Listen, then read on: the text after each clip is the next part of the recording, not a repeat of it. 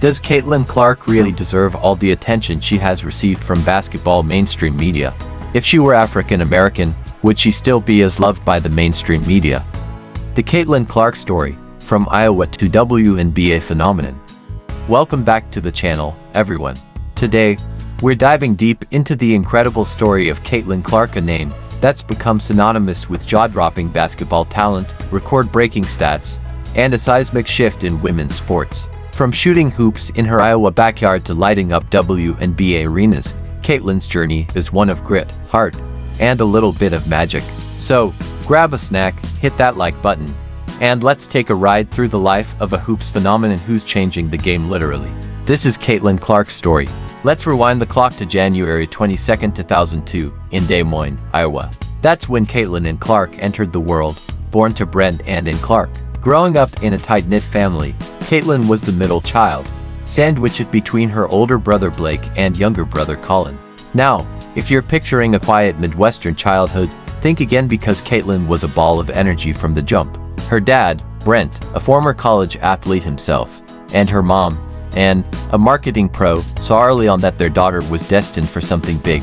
Even as a toddler, Caitlin was inseparable from a basketball. Her passion was evident from day one. Her parents noticed her intense focus and dedication early on. And Clark, her mother, has always been a pillar of support, emphasizing the importance of hard work and discipline. Brent, her father, was her first coach, instilling the fundamentals and fostering her competitive spirit. Caitlin's love affair with sports started young, like really young. We're talking toddler years here. She'd tag along with Blake to his games, itching to get in on the action. But it wasn't until she was about 5 years old that basketball truly grabbed her heart. Picture this, little Caitlin, barely taller than the ball itself, dribbling around the driveway of their West Des Moines home. Her parents still laugh about how she'd demand to play one-on-one with anyone who'd take her on, family, friends, even the mailman if he lingered too long.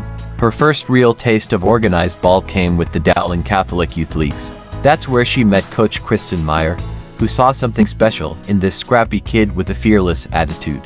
Meyer once said, Caitlin wasn't just good for her age, she was different. She'd take shots no one else would dare try, and 9 times out of 10, they'd go in.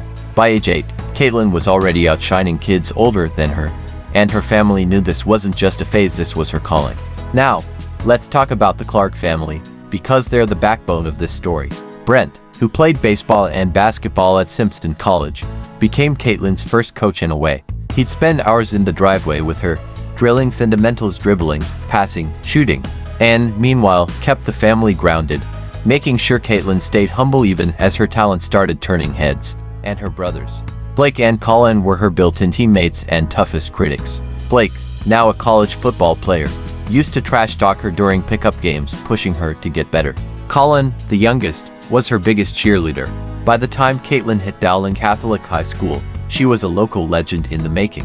Under Coach Dan Ahrens, she turned heads with her long-range shooting and court vision skills that felt almost supernatural for a teenager. Her high school stats? Insane.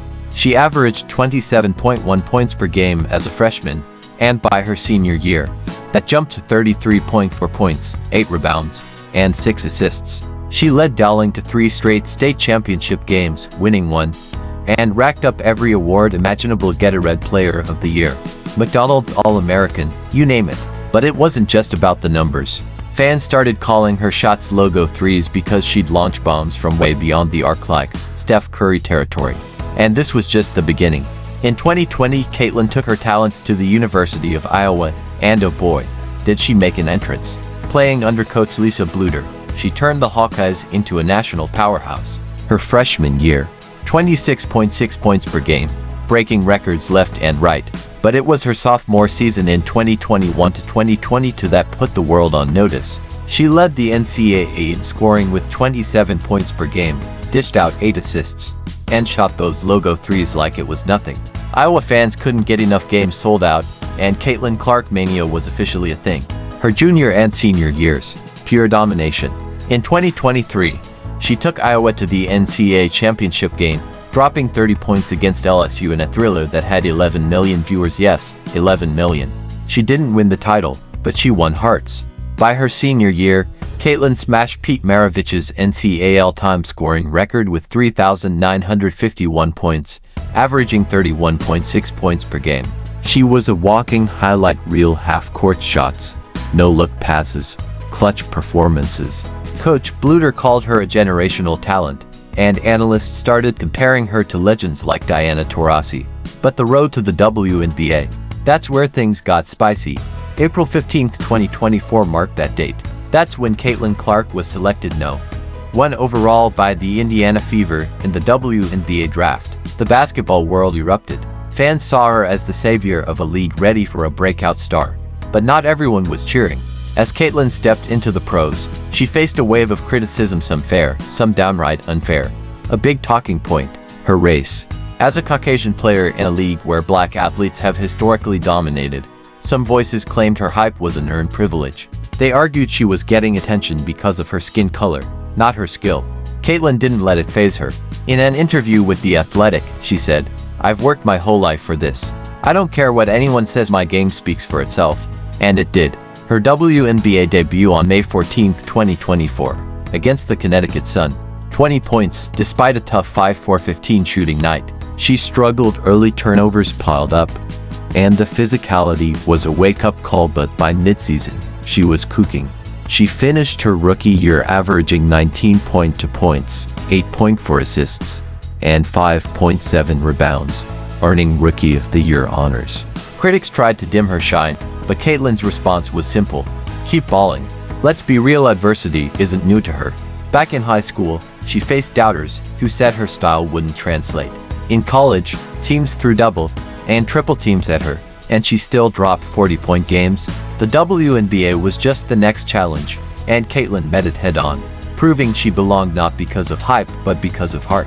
Now, here's where Caitlin's story gets huge. Her arrival didn't just shake up the Fever, it shook up the entire WNBA. Let's talk numbers. In 2024, games featuring Caitlin averaged 1.2 million viewers on TV, a 285% jump from the previous year's average. Her home debut against the New York Liberty, 2.3 million tuned in. Attendance skyrocketed. 2 Fever games saw over 17,000 fans per night, up from 4,000 pre-Caitlin. Arenas like Atlanta's had to move games to bigger venues just to handle the crowds. This wasn't a fluke, it was the Caitlin effect. And it wasn't just about eyeballs. Money followed. The WNBA, long criticized for underpaying its stars, saw a revenue boom. Ticket sales doubled league-wide, and merchandise flew off shelves. Clark's No. 22 jersey became the best-selling in WNBA history. Then came the game changer: private charter flights. For years, players endured commercial travel, think cramped seats and long layovers. But in 2024, thanks to a $50 million boost tied to Caitlin's draw, the league rolled out charters for all teams. Players like Aja Wilson called it life-changing, and Caitlin's influence was undeniable. Analysts estimate her economic impact at over $100 million in her first year alone. TV deals, sponsorships, you name it. One the commissioner, Kathy Engelbert, said, "Caitlin's brought a spotlight we've never had before. Love her or not, she's rewriting the league's story."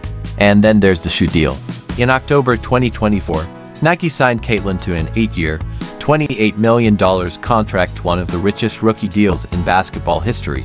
Think about that, $3.5 million a year, plus her own signature shoe line set to drop in 2025. Nike saw what we all see: a player who's not just a star, but a brand. They're betting big on her logo, threes, and larger-than-life persona to sell sneakers worldwide. Caitlin joins an elite club: LeBron, KD, Giannis, players with signature shoes that define a generation. Her deal includes performance bonuses and creative input, meaning those kicks will have her stamp all over them. In a press conference, she grinned and said, "I grew up idolizing Nike athletes. Now I'm one of them." That's wild. It's not just wild, it's historic. So, where does Caitlin Clark go from here? She's 22, a rookie, and already a cultural icon. She's got the stats, the swagger, and the impact to rival anyone in the game. But her story's just starting. Will she lead the Fever to a title? Will she keep pushing women's basketball into the mainstream? If her past is any clue, the answer's a resounding yes. Caitlin's journey from a kid with a dream in Iowa to a WNBA trailblazer shows what's possible when talent meets tenacity. She's faced doubters, broken barriers, and brought millions along for the ride. Her legacy: It's not just about points or dollars, it's about inspiring the next generation to shoot their shot, no matter where they start. Thanks for joining me on this deep dive into Caitlin Clark's incredible rise. What's your favorite moment from her journey? Drop it in the comments below. And don't forget to like, subscribe, and hit that bell. We've got more stories like this coming your way.